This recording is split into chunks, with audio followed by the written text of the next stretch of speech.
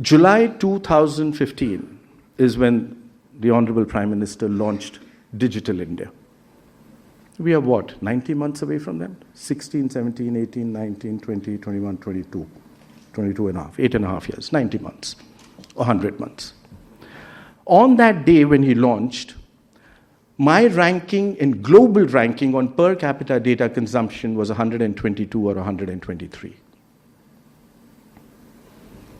Do you want to take a guess what it was last year in February? You were number 1 in the world. You consumed more per capita mobile data than the US and China put together. And let me tell you, there was a mention of that when Mr. Bansal mentioned last year, 41% of the world's real-time transactions happened in India. 41%. You did 48 billion transactions. China was number 2, 18 billion. Stanley, you're doing the Google just to check on that. Please do it and let me know. And I must tell you, we did 48 billion in 2021. In 22 October, we did 8.4. You see the run rate? You see the pace at which this juggernaut is changing, the scale at which it is changing. Let me give you one more instance. Startup India. And that was close to my heart. We launched it on 16 January 2016. The Prime Minister launched it. 84 months. In 84 months, and when we launched it, we had 452 registered startups with us.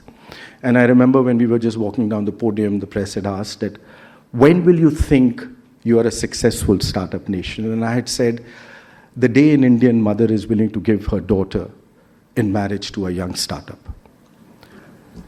This was about a change of mindset. This was about creating a new movement.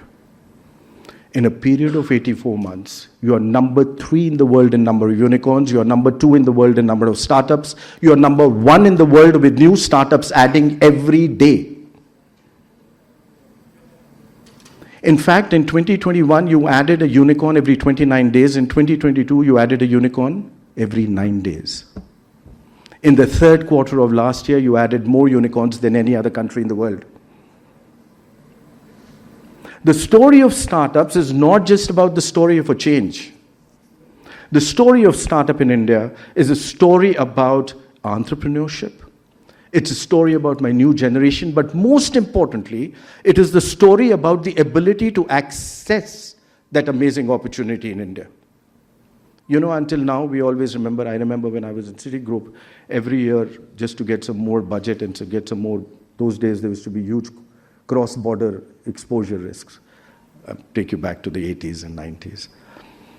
We always used to put up the big India slide and everybody used to tell us, listen, when are we going to see those numbers? The situation today is that because of the amazing digitization in India, for the first time, I have the ability to access that opportunity. The first time in human economic history, a brand new company got 100 million new customers in 180 days at a cost of acquisition per customer of 1/5 of the global average. And let me tell you, the story has just begun. Why?